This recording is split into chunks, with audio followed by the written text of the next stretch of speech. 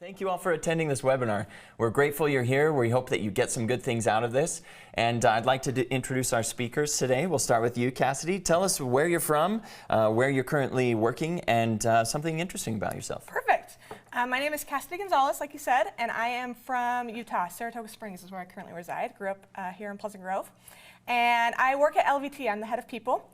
And a fun fact about myself, my birthday is July 4th. I was born at 9 p.m. I couldn't miss the fireworks show. I know. And I'm up for a good party. It celebrated your party, right? Yes. Yeah. I'm like, there's a party, I gotta come. So I was 2 weeks early, had to get out on the 4th of July. That's great. Thank you. And thank you for being here. Marina, introduce yourself a little bit. Where are you from? What's something interesting about yourself? Yeah. I'm Marina. I'm originally from Arizona, currently in Utah, here at Awardco with Bronson. I'm a junior people operations partner, and an interesting fact about me is we were discussing what our interesting fact would be, and we all learned that we all have birthdays in July, all three of us. Cassie's July 4th, mine is a week after July 11th, and no, even though my birthday's on 7-Eleven, I have not had a Slurpee from 7-Eleven. We're fixing that this year. I know. We'll get there. This next year will be my year. We'll get there. Yeah, well, thank you for being here. We really appreciate both of your expertise and everything you're going to bring to this. And yes, we did discover that all of us are July babies. I'm July 23rd, so unfortunately not a Cancer, but it's okay, yeah. Still July. Right on the edge. I'm a Leo. Awesome. And thank you again for being here. Like we said, if you have any questions or you want to have some Q&A, please feel free to put those questions in the Q&A box in your presenting mode or in your mode right here. And oftentimes I will see those and ask those to our presenters. So if you have questions about something, we can make this real time as well as a Q&A at the end. So thank you for being here, and let's get started. So we want to talk about modern employee rewards. So we'll go back to this top slide. The employee journey and total rewards, how it can increase retention, engagement, and happiness at every stage. What we want to focus on the majority of the time is how recognition can play into every point of that employee journey. Total rewards encompass a lot of different things, right? It's like, it's not just recognition. So how would you define total rewards, Cassie? I would say total rewards is what someone can tangibly and intangibly take home. So your compensation, your bonus, your benefits, but also your perks and recognition. Like there's a lot of things that kind of can go into that full package. I like what you said about it can be tangible and intangible what you take home. Do you feel like, according to that definition, or according to your own definition, culture is part of total rewards? I could slip it in there. Okay. Right. Yeah, like there's probably an avenue you could like talk through that and make that work. Yeah, absolutely. Yeah.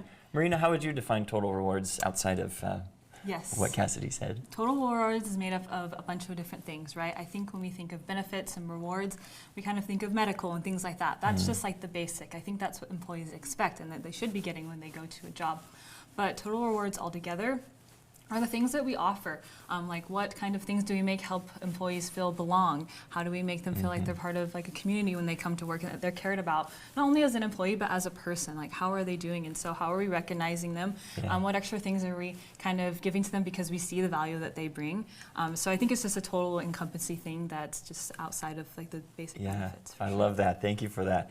And I'm sure all of you here on this webinar, you are HR leaders in your own right, so you know what total rewards are. We just want to make sure that we get that little bit of a definition. And as we dive into the content here, we want to talk about this phrase here, like a catboat in a hurricane. So one fun thing about me is that I enjoy community theater, and I was just in a show that had this phrase in it, and I had no idea what that phrase meant. I'm like, what does catboat in a hurricane mean? And it's an older phrase from the turn of the 20th century, so the early 1900s. A catboat is a small sailboat that people often used for transportation or for trade or for things like that. And it was small enough that if there was ever a storm, you were in trouble. Is it like short for a catamaran? It might be, but I don't know. But a catamaran has like the I don't know what I know catamaran's a boat. Yeah, so maybe. You know, I don't know what catboat maybe that's where it came from. I don't know. Yeah, but catboat in a hurricane just signifies like, oh, you're in trouble. Like, oh my gosh. And a lot of people feel that way right now, especially HR leaders. There's a lot of challenges that we're facing. So many different things going on. Like you can see in this word cloud, there's economic worries, retention, turnover, and we want to set the stage about how people are feeling so that we can talk about how recognition plays into that and how it can elevate a lot of things. So in talking about what the research shows, things are going, like there's a lot of anxiety. What would you say to that? And what in your work, Cassidy, have people been dealing with, or what have you been dealing with? The most current one right now for me is budget constraints. We're in this environment with all these worries, all these things happening, And sometimes you just want to like, oh, let's do this, and it's money. There's a cost to that. Yeah. So really, how can we be scrappy, and how can you actually do things that don't cost money and make a big difference?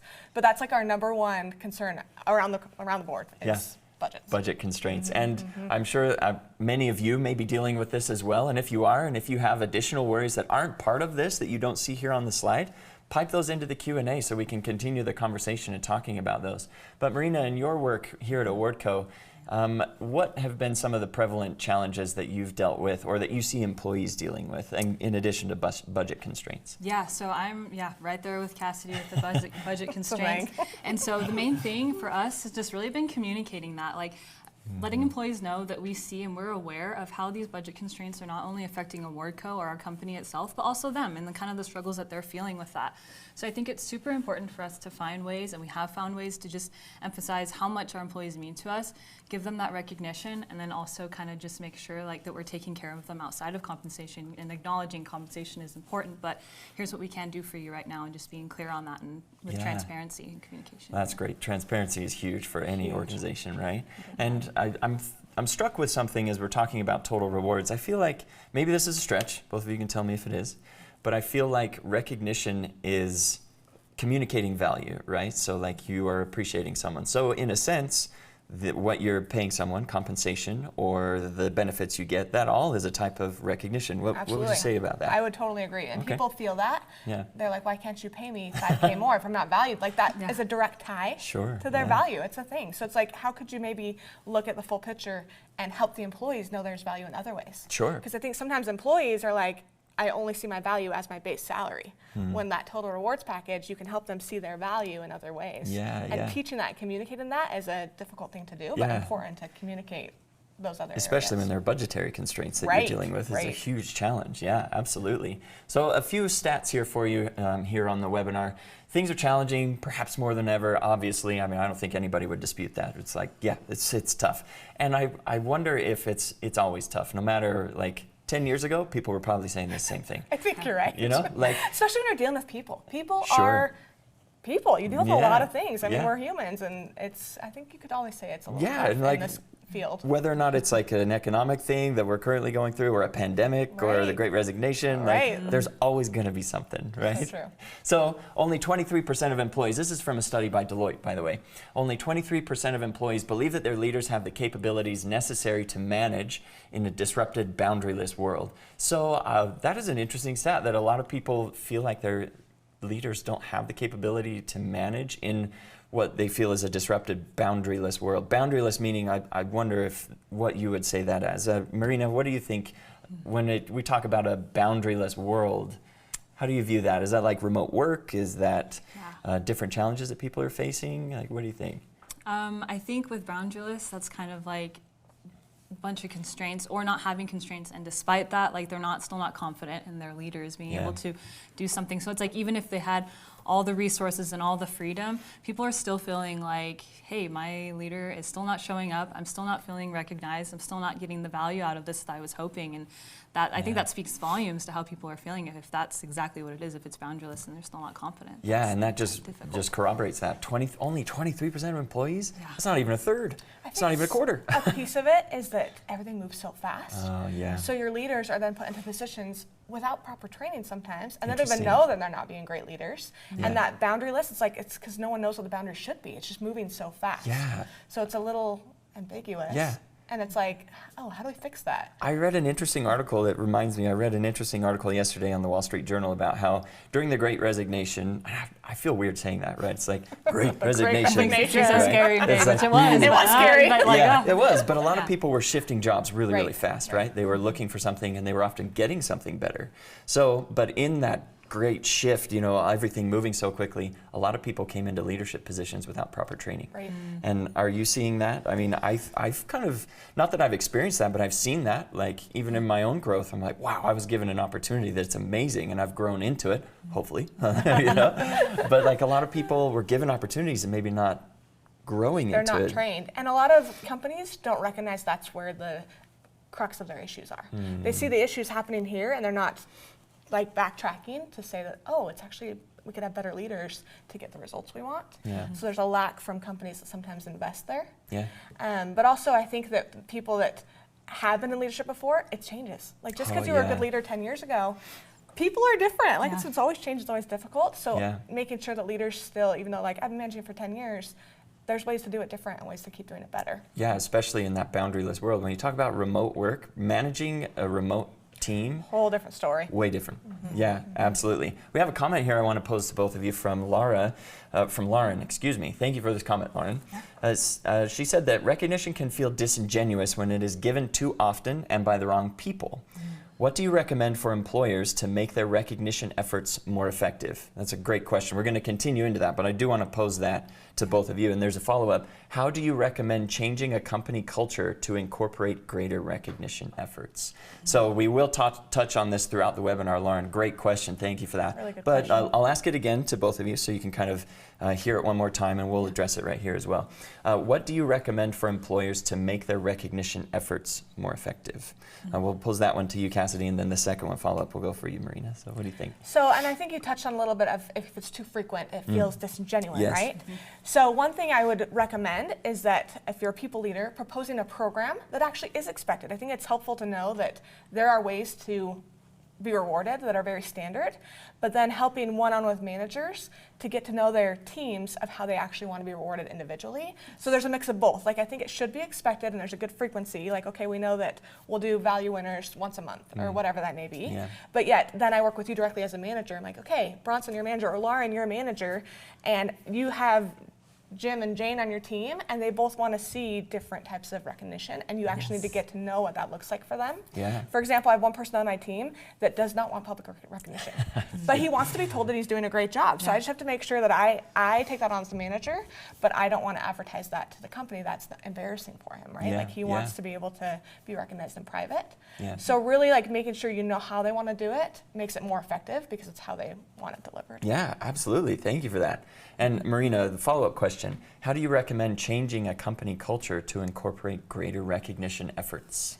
Yes, so I think being intentional, kind of what Cassidy is saying, whether that's putting in a program or like setting expectations that of like, hey, even at these really big milestones, we want to make sure we're recognizing our employees, but I think it's also important to emphasize, even for like what are the quote unquote like small things in a day-to-day work, like working on a project that maybe isn't like the biggest project ever, but this person worked really hard and they did a great job and the results of it, you can see that. And I think making sure to acknowledge that and be appreciative of the small things as well as the big things makes it feel more genuine because it doesn't feel like you're just waiting for this big moment. It's like, okay, now we kind of feel like we're on the spot to recognize this employee because they did this big thing. It's like, I think it's just repetitive behaviors leading up to that help it feel more genuine because they're like, hey, they're watching what I'm doing, they see what I'm doing, and they're appreciative of it. Yeah, and those little small things can build that culture over time. Exactly. And one thing too on that note, sometimes they don't ever result in something big. Right? Like you're working on a project and it pivots and all that work you put in is now a little obsolete, right? But recognizing that can change that culture so that's always a culture of recognition, not just a culture of, you know, accolades or whatever that may be, like the end result. It's just like recognizing that you're always working hard. And sometimes that can require training, right? You have to train managers to recognize, and that can be very difficult, and we'll go into that as well.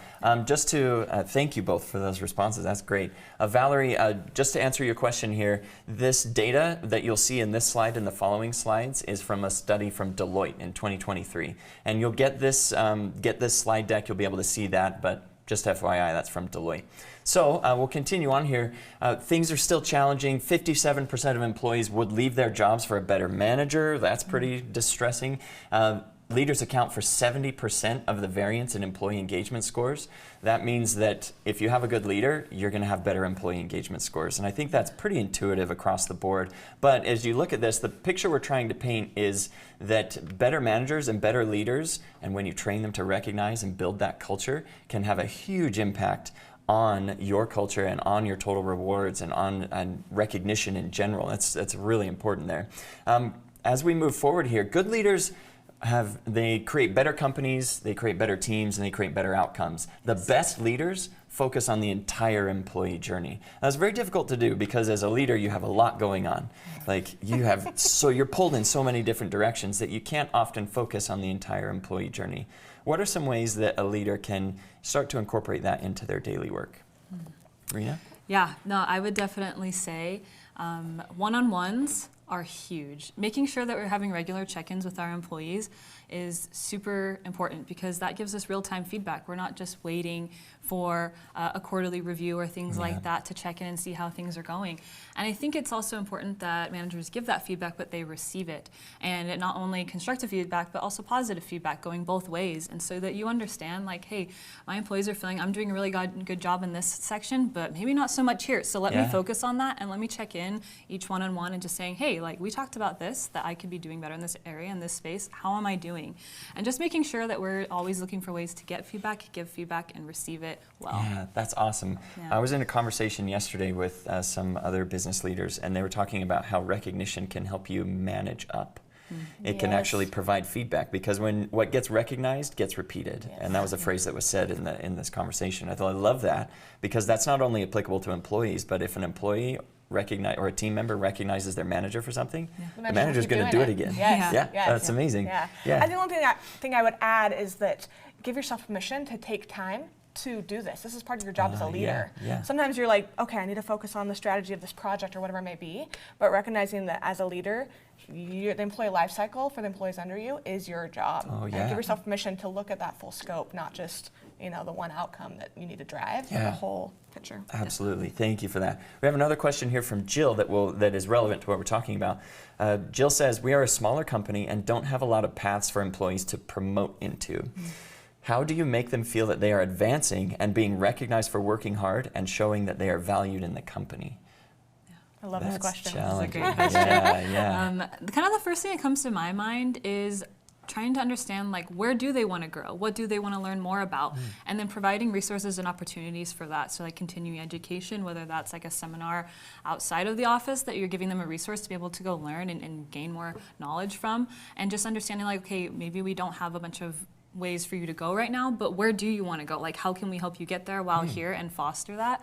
I think is really huge. Yeah, absolutely. I love that. So I actually tell employees all the time, I'm like, go find a job description for your next job. Like, go out there and look for your next job. I love that. And then come back and mark up that description and say, what am I missing? Like, okay, I can do these 5 tasks, I can't do this one, and then bring that and let's work to develop that so you're ready for that next job.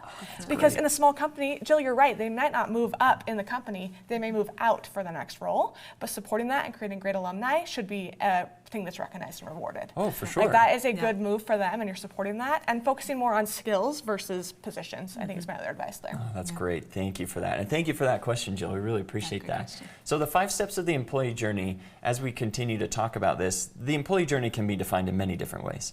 I've seen versions where there's 7 steps or 10 or whatever. We're going to stick with 5, try and keep it a little more simple. They can all fall into they can all get in there, right? And we'll try and make it so it's a little more memorable and sticks in our brains a little bit more. So we'll start with, we'll go through each of these steps, but the best leaders utilize a thoughtful total reward strategy at every step. Like you said, it's part of the job to take care of your teams, right? Yeah, and there's lots you can do with that, and we'll give ideas and thoughts and everything about that. So one way to immediately impact total rewards at every step, as we've been talking about, is also the easiest and the most beneficial, and doesn't have to cost anything. Recognition, right?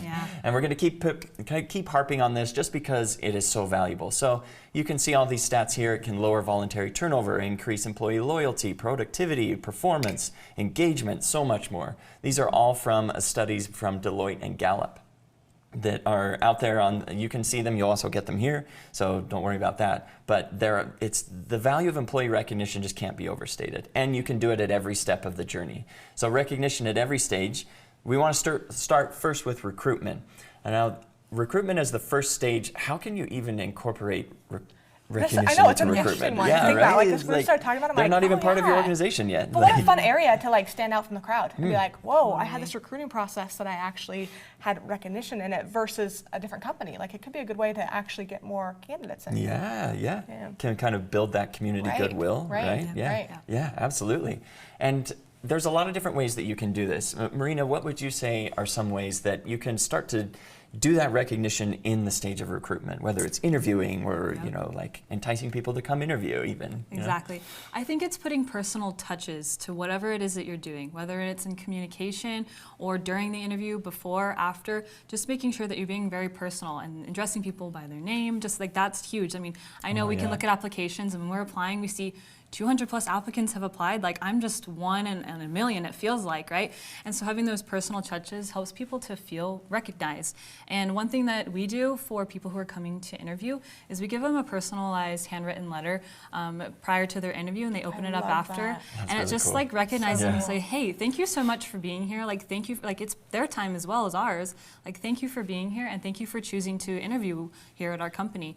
And just making them feel like noticed. For sure, Yeah. and valued. And something that doesn't cost a huge cost, because I mean, obviously there's the cost of time to do it. Yeah. But Yeah. that's, I mean, maybe so the cost worth of a it. card, but Yeah. really that's so nominal to have Yeah. such a big impact. And if you're hiring a lot, I suppose that could be quite challenging, but True. I Maybe don't not know. scalable, Yeah. but very awesome. Yes, if Let's it's put- something you value, though, Sure, you're yeah. going to make the Yeah, time for it, exactly. and it's going to Yeah. return on itself. And if Absolutely. it becomes part of your culture, Yeah. it's worth it. It's worth Totally. the time. Yep. Yes, Yeah. definitely. Yeah. So the best way to find the best people is to use your best resources, your existing employees, right? So when you talk about recruitment, 71% of employees say they use referrals from current employees of an organization to learn about job opportunities. And like you were talking about, like we've been talking about this whole time, if people don't feel recognized and valued, they won't want to They're refer not their gonna- friends. No. They're not going to tell anyone about it. Yeah, and that's Make a culture that they want to brag about. yeah. For sure. That will help drive recruitment for And sure. referred employees stay much longer. I believe is that a stat right here? I wouldn't be surprised. yeah. It's not a stat. We're making a stat. We'll make a stat.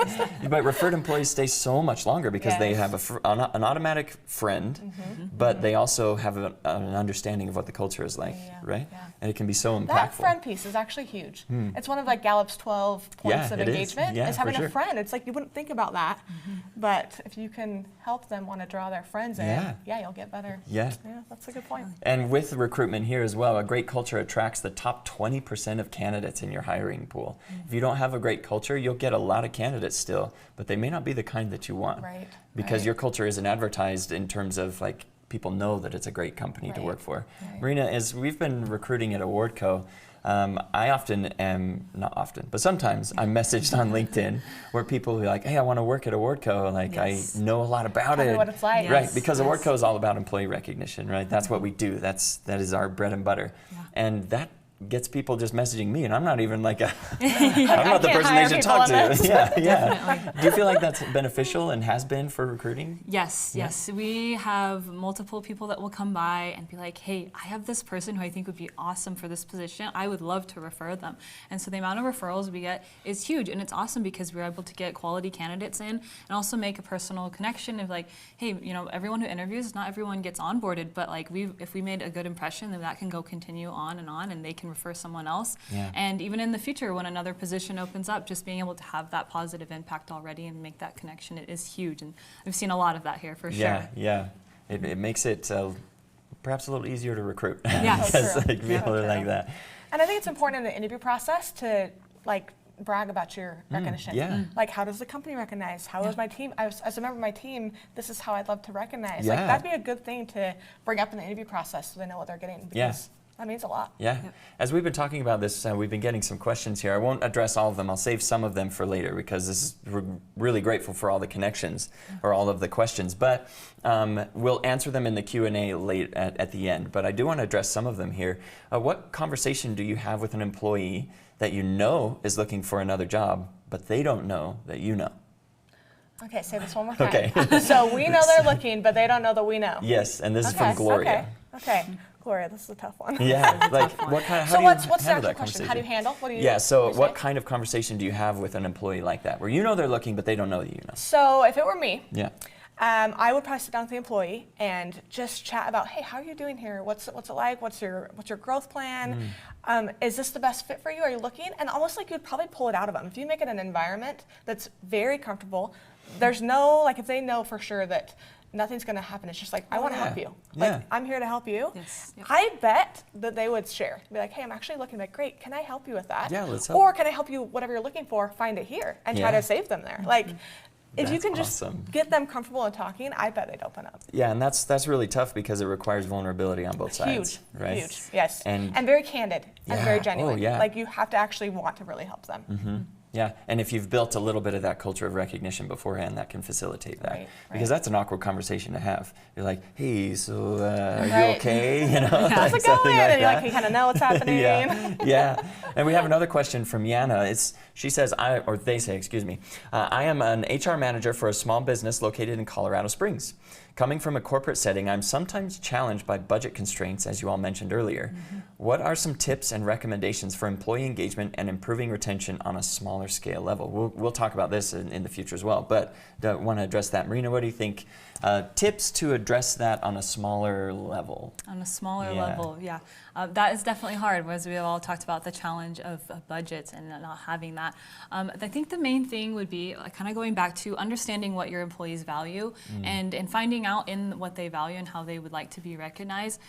What's not a monetary thing? Do some people really just love when you can write them a note or send them a Slack or add something to the company kind of page, just being like, hey, this person has accomplished this and this quarter, and this has been awesome and has resulted in these results. And so they're like a pivotal person here at this company, and we just want to recognize them. Yeah. And so if people are comfortable with that public recognition, kind of making that happen and just making it visible for the whole company, if that's something. So yeah, something like that. So we had one of my last companies, a prop jar that just sat out on the break room counter, and people could just write on sticky notes and put their props like, oh, Bronson did great on this webinar, and stick it in. And then every company, all hands, our CEO would just pull out and read them. And we'd all just celebrate, and that costs us nothing. So it's just like ways to get scrappy. Yes. I think you can find ways to recognize people in very, very free. That wasn't cost anything. And Again, we do, the jar. yeah, we do something very similar. Like at our all companies meeting, we have our CEO who will pick things that people have posted about others, saying like really positive and encouraging things, and just reads it and says, "Hey,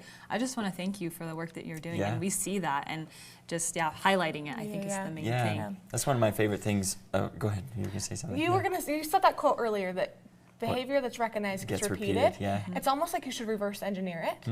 That what do you want to be recognized? What behavior do you want? And then how can we find a scrappy way to recognize that behavior? Just kind of think backwards. Okay, if we want this outcome, what's the behavior we want to recognize? And then you can think scrappy about how to do that. Yeah, and how to encourage that kind of behavior, right? And one of those ways is to recognize publicly other people that might be doing it, and then people will see that. And it may sound, I guess, in a certain light, it might sound manipulative.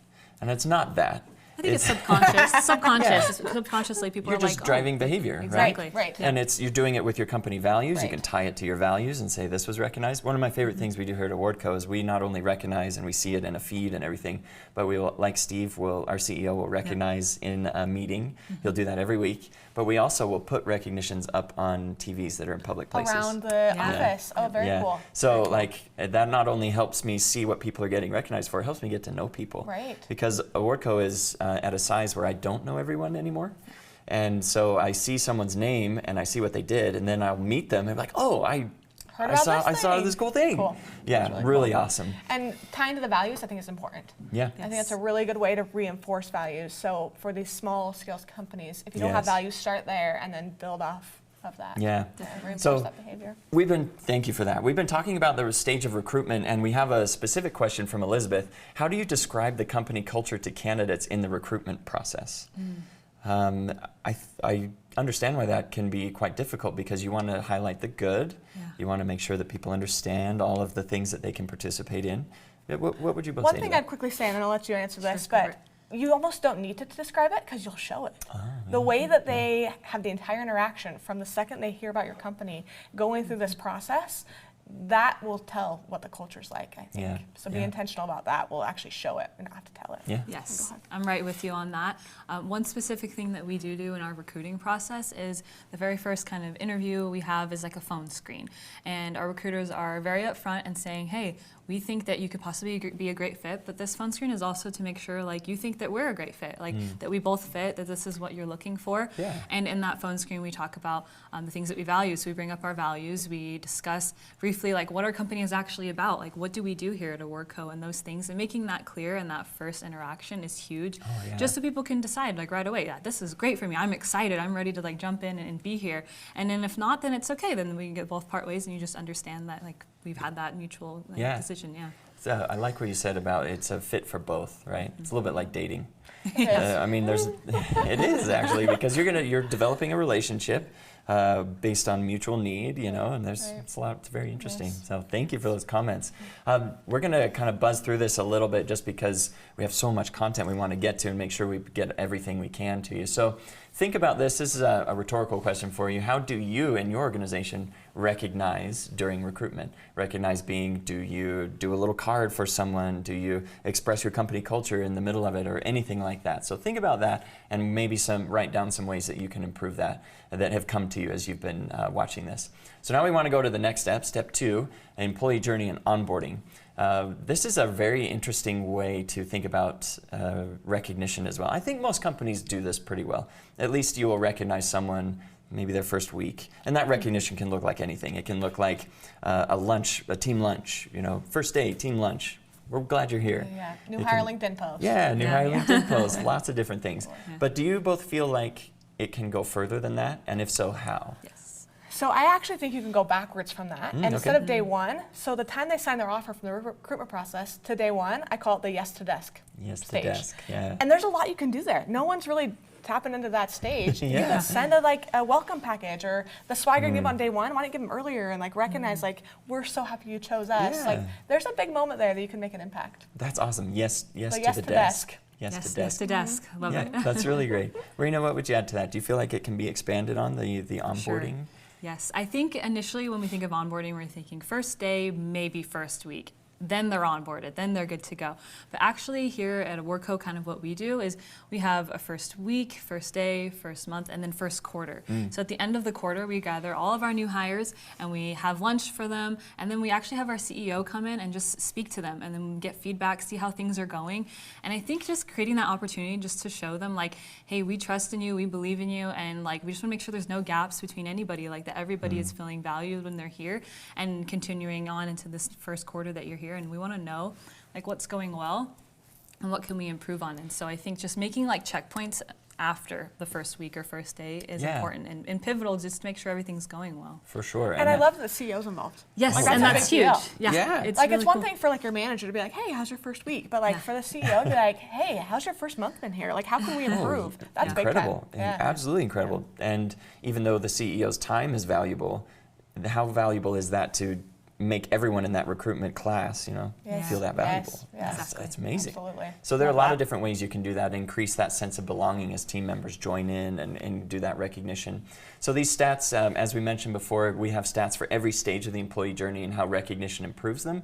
They're from Deloitte. There's a study from Deloitte in 2023. Some of them are from Gallup as well, but the majority are from a Deloitte study. So when you have a really good onboarding process, it is linked to a high sense of belonging, and that can increase job performance. It can have a drop in turnover risk, which is what a lot of people are concerned about, right? It can have a reduction in sick days, interestingly. When you feel engaged and when you have a sense of belonging, reduce sick days, reduce ultimately insurance premiums. I mean, that might be a jump, but there's a lot of things you can do that. For sure. So what are you doing now, everyone here on the call, what are you doing now to increase a sense of belonging in new hires? Think about that. Think about what you might be doing. And we do have a question here from Aurora.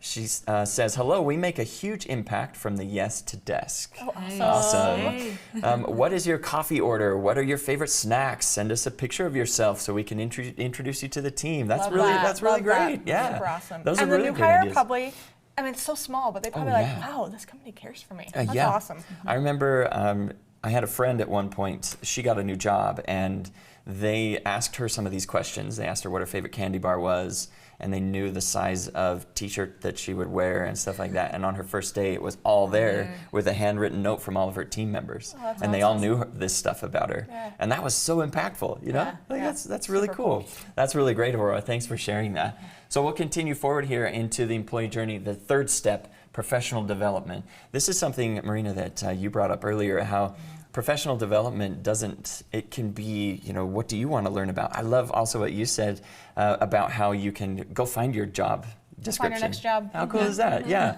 Do you find that's effective for a lot of the people that you've worked with? And eye-opening. Some people are wow, I'm doing so well, I think I'm ready for the next step. And then they see the next step, they're like, oh, there's my gaps. So it can be really eye-opening. Yeah, just to like circle some things. And on the flip side, it can be really like a confidence booster. Like, oh, wow, like it can be a form of recognition. Like when you're in that meeting with a one-on-one, they bring this resume and all these, like, look what all you did. And that's like a huge form of recognition right there. Oh, absolutely. That is incredibly powerful. And that's the professional development is something that people want a lot of. I find that the further I get in my career, that's more what I want. Right. And like, I would like to learn more. I would like to become more. You know, Marina, have you seen that here in Awardco as well, and like maybe in your own life? Yep. So at Awardco, something that we really focused on is something called crucial conversations. And one of our really awesome team members was here. She conducted that training and made sure to touch every single manager in the company and made sure that they had that training. And what crucial conversations touched on was specifically how to have difficult conversations, which is exactly what happens as a manager, and just in general throughout your life. You're going to have hard things that you got to talk about. And so making sure that we give our employees and our managers specifically those resources to be able to understand how to have those conversations was something that we made sure that we did. And what it did is actually instilled a lot of confidence in our managers to be able to go and have those conversations. And we actually got feedback that a lot of them were able to use those resources in their personal life and like had real life examples of like with my wife or with my kid, I used these tools and it worked and it was like awesome. And so that just also reinforced our value of like, hey, we value you guys at work, but we also value you outside of work. And if you can be your best self outside of work, then you bring that here and you're just rocking. Yeah, I'm a living example of that. I went through that training and it was way helpful outside of work. Really? You know, like where I had to have a conversation with like a family member or something and I was like, okay, I need to do this and I need to do that and do this. And it worked. It was amazing. It was like wonderful professional development. That's awesome. And go ahead. I think that right now leadership's turning into a lot of coaching. Like we see that it's a big trend right now that coaching for leaders to learn how to lead or coaching for the employees. They're no longer just a manager, they're a coach. So that's important on that flip side. How are you training your leaders to be coaches? And then we can coach them on where you can improve and also where you're doing well. Like both they're a coach, they're not necessarily a manager. That's a huge thing like we've talked about earlier with all of these new leaders. As a result of the Great Resignation, I laugh every time I say that. But as a result of that, like, you got to teach people how to be coaches because they're new leaders. So professional development can lead to a host of really amazing benefits. But you can see here that 86, this is from Harvard Business Review, HBR. 86% of professionals would change jobs if a new company offered them more opportunities for professional development. I believe it. Have you both seen that? It's like you said, that's what we're after. When you get to a certain point in your career, you're after the development. Like it's just something happens where you're like, okay, that's my number one priority. So I for sure see this. Advancing just because it provides more opportunities for growth, right? And it can help in your job growth. It can help open a whole bunch of doors, you know, like it's amazing. It can also provide 15% more engagement and higher retention if your employees feel like you are invested in their growth. If you don't invest in their growth, they'll find it elsewhere. So that retention piece is huge. That's exactly what we'll see it there. You're going to go elsewhere to find that growth. Absolutely. So if you can provide that growth internally, you'll keep them. I love that. We have a couple of questions here. One from Lauren again. How do you get buy-in from leaders to accept leadership management training? Oh, yes. So you got to find the ROI, right? Like I said, that some people see these issues here, but they don't back into that and realize better leaders could solve these issues. So do like a case study, find a team, find an issue they're working on, and trace that back to if the leader had done these things different, that wouldn't have happened. And take that case study and then show them, hey, like if we invest in the manager training, we can get better outcomes. Or touch a pilot program. Like, hey, let's try 3 leadership sessions. Do it scrappy, run them yourself. You can get great content and see what the results are. That's great. Yeah, that actually harkens to another question from Sarah. Is there a way to show other managers the benefits of having one-on-ones? She expresses that there's a manager, or that one-on-ones aren't seen as valuable in her organization. So she says that this isn't something any manager does in this organization. When I started, I tried to implement this with my staff, but my manager told me it was a waste of time. So I then moved to a group meeting once a month and told the same thing. So they're getting some difficulty buy-in, but show the ROI, right? How can you show the ROI of one-on-ones? Marina, what would you say to that? Yeah, I think it would be identifying and being very real with your managers and saying, hey, these are the things that our teams are struggling with, and these could be easily addressed, or at least kind of fixed in a way if you had your one-on-ones and were aware of this, and then make it relevant to them with their ROI. And so I think being just very real and saying, hey, these are our issues. This is an easy way to address it. Like, let's do it. And kind of like removing the boundaries, entry to boundaries, or boundaries to entry. I don't know how it goes. But making sure just be like, hey, it doesn't have to be an hour long. It doesn't have to be 30 minutes. It can be 15 minutes. And if you need longer, use it. If not, that's great. And just find the cadence that works for you. So making sure, hey, this is customizable, and find how that's going to work for them. Yeah. I was going to add that they maybe don't know how to do one-on-ones, so it's just maybe they're not working. So maybe a one-on-one like coaching exercise, like this is what a great one-on-one could look like, could increase adoption. Or another strategy is just to, let's not call one-on-ones. Sure. I'm going to now implement stay interviews, and let's meet with people to say, hey, why do you love working here? What makes you stay? I love that. And it like could turn into a one-on-one to like get that culture kind of, you know, flowing, and then you can make it more official with one-on-ones. Yeah. But sometimes it's hard to like, let's just keep forcing this issue. Great, I'm just going to do something different to try to get the same outcome. Yeah. So yeah. be a strategy. You mentioned, Cassidy, the ROI of having manager trainings and with these one-on-ones. What are some of the, like, what is that ROI? Is it a measurable, like, this is the ROI? It's very hard to measure. Yeah. This is true. Yeah.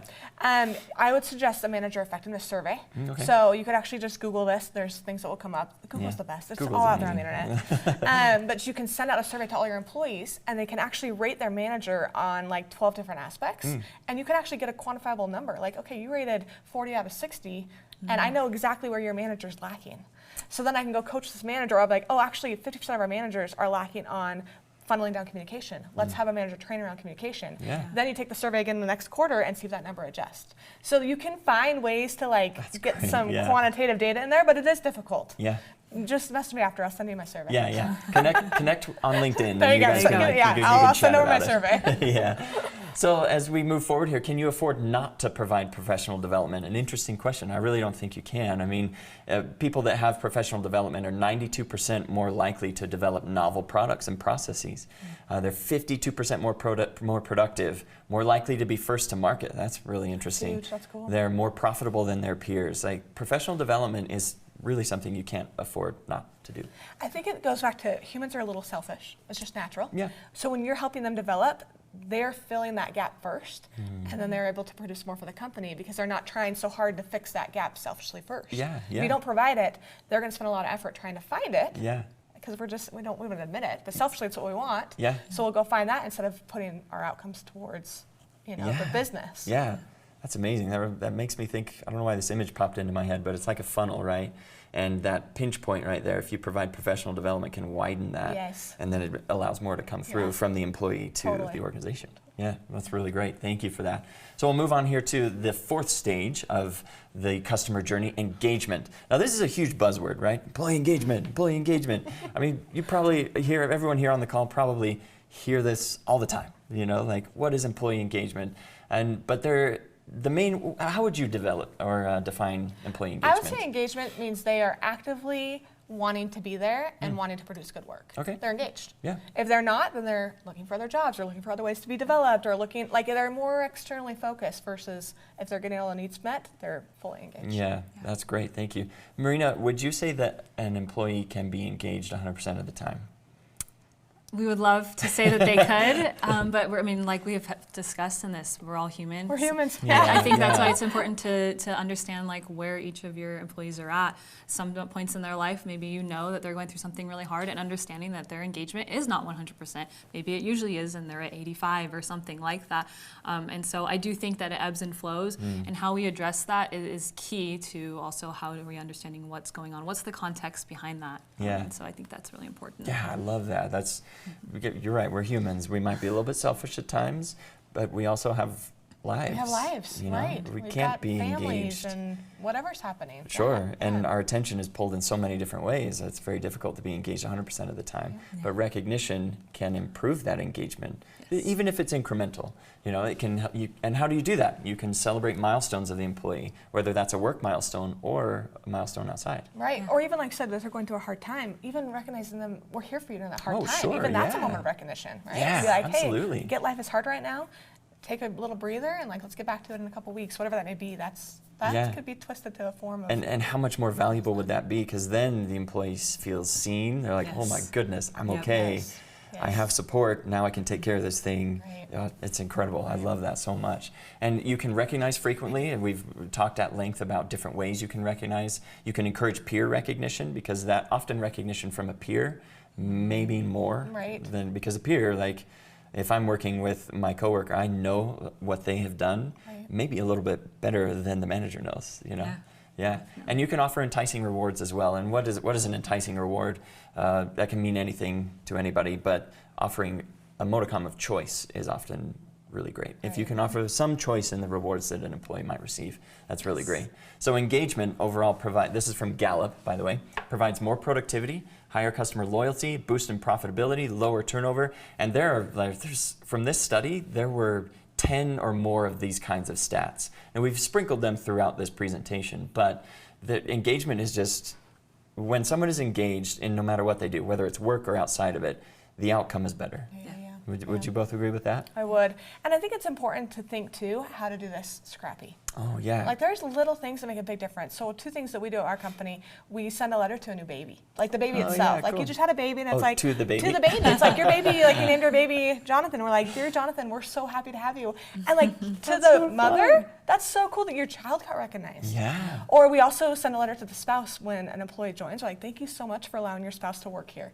And it's like those cool ways to, like, motivate that don't seem obvious. Oh, that's amazing. That's kind of cool. But, again, super easy to do, super scrappy. Yeah, because those budgetary constraints, right? Yeah. Marina, would you add anything to that about how you can do things a little bit on the scrappy side? Yeah, we're kind of on the same wave as far as like our company has a lot of young employees and they're starting families, and we're like very aware of that, and so we'll actually send a little onesie with the Awardco symbol on it to them, and just seeing them post pictures of their baby, it's so cute with the onesie on, and just making them understand that, like, hey, we acknowledge that this really big thing happened for you, and we're here to celebrate it with you. Absolutely. So, yeah. I love that. It doesn't have to be elaborate, so to speak.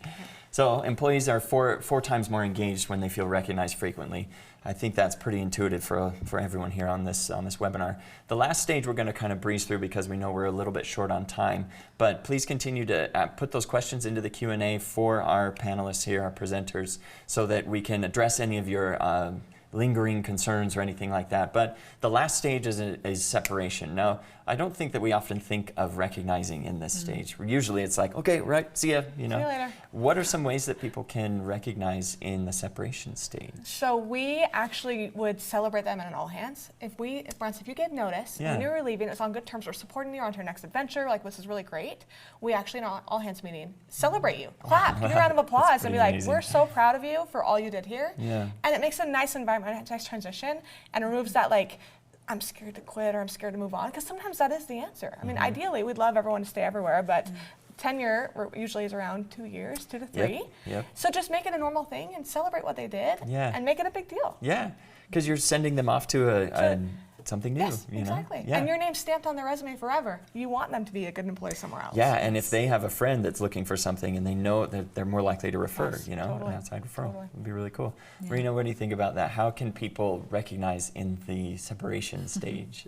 Yeah, I think it's all about the messaging and the communication, even afterwards, even prior, like after their last day, just making sure that you make things easy for them. They're lined up, you're sending them this letter that says, hey, you can expect your final pay on this day, and all of these things, and providing pay stubs, W-2s, like whatever it is, and then being very clear that, hey, even after you've left, like, you can still contact and reach out to us if there's anything that comes up, you need any documentation, you have any questions about when you were here, things like that.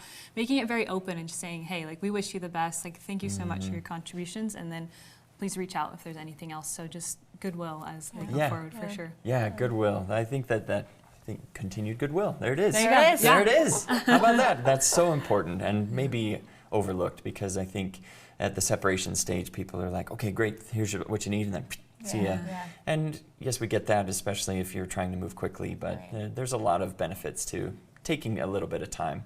Yeah. So a good separation strategy increases the likelihood of referrals, supports individuals, not just organizations. It's an opportunity for candid feedback. Right. You can learn what you did, or you can learn what you can do better, maybe, shall we say. So again, recognition at every stage provides 4 times the engagement. So this last slide here is a timeline of recognition. One of the things we hear often about in Awardco is, I don't have the time to recognize as often as you're telling me is beneficial. It can be so hard to recognize frequently and to remember to recognize frequently. So we recommend that you automate where you can. So service anniversaries you can automate, birthdays you can automate. You can do a whole bunch of things to make it a little bit easier for you. But you can also highlight several areas. So this little timeline here, you can highlight for Employee Appreciation Day, which is in March of every year. You can do a birthday, you can do a service anniversary. Holidays are often, you know, a big thing that everybody celebrates. And then you can do some spot recognitions throughout the year. According to our data, the average employee is recognized just under 2 times a year. Wow. That's not a lot. No. And there's a lot of improvement you can do for that, right? Yeah. But how would you suggest, what are some ways that you can suggest to work in recognition a little bit more that either don't cost a lot or don't cost a lot of time? What do you think, Marina? I think it's all kind of getting ahead of the game, right? So we're going into this new year. Let's identify and go in with a plan of the times and the dates that we want to recognize employees. And so making sure that it's not last minute, because when it is last minute, it does feel like super scattered. Oh, for sure. It doesn't feel like, oh, I'm putting like my best foot forward and recognizing this employee with everything that we have. And so making sure it's planned out, you have it ready to go, and then just an idea of what that's going to look like. And so taking into account what your budget is and what it is that you want to provide. I think, yeah, going into this new year, making sure like if this is something you want to improve upon, let's put together a plan as a team and make it happen. Yeah, and even one tiny thing better is better than like, better. you know, yeah. One thing I would just add is that as a people team, to take on that responsibility to help your managers remind them. So send those manager communications like, hey, it's a new month, have you recognized your employees this month? Something just that simple could be the reminder they need to actually go and make things happen and increase that, because that's pretty sad too. I know, isn't that crazy? That's sad. And that's generally, we feel like that's probably just service anniversaries are taking the bulk of that. Because you want to recognize someone for being there. And then probably their birthday. And that's their birthday. probably the 2. That's probably it. We can do better. Yeah, we can do a little better. Even if you just do one recognition, like one on the spot, hey, great job, here's a little thing, like that would be more than the average. Like that's pretty incredible. Hey, that's good though. Set the bar low. We can all be excellent totally. now. Set that bar a little bit low. Yeah, so recognition is easier than you think. Yes, it will take more time. Yes, it might take a little bit of forethought, but it can really benefit everything you're trying to do. It can benefit every stage of the employee journey. It can have a measurable impact on your organization's bottom line. And it's something that's easy and often overlooked. So we want to make sure that if there's any other questions, please feel free to ask them in the remaining moments we have. We do have a question from Joe. How can you recognize from the beginning during onboarding so that we can establish a dynamic company culture from the very beginning? Is there anything you might add to what we talked about onboarding? How can you recognize immediately? Anything beyond that? What comes to mind first, send out like a company newsletter, and instantly their face goes out, and we're recognizing all of our new hires. Like it just starts that right off. That could be something that, you could start easy. Yeah. Marina, would you add anything to that? Yeah, definitely. So I think that visibility, it can be really intimidating on your first day walking around, and maybe nobody says hi to the new hire, right? And that's really hard. And so making opportunities for them to be known. And in our company, we have our company meeting, and the new hires come up and they just share a really cool fact about themselves, and people are seeing, hey, these are the new hires, these are their names, this is where they're coming from, and this is the cool fact. And maybe that's a conversation starter, or at least like a cue would be like, hey, I remember their face, I'm going to say hi. And hopefully just creating opportunities for that to happen, to feel included. Yeah. So we did that same thing, and we actually started bringing up older employees too. So it's like fun. Marina's first day would come up, and then Bronson, he's actually on his 3-year anniversary, and he'd come up. So that the new hires can also, and it continues that recognition on through the journey. It was That's really fun. Neat. Then it can kind of create a camaraderie, right? Like, hey, we were up there together. And all of a sudden you're part of this new cohort, even though you're 3 years apart in anniversary dates. I love it. That's really so cool. great. Love that. Thank you. Thank you for that question, Joe. So we want to wrap this up and we'll toss it back to Tony, but thank you so much for being here. Please feel free to connect with myself, Bronson, or with Cassidy, or with Marina on LinkedIn. Continue the conversation. Ask questions. If you'd like anything from the webinar, let us know. But thank you for being here. We really appreciate it and hope you found something valuable from it.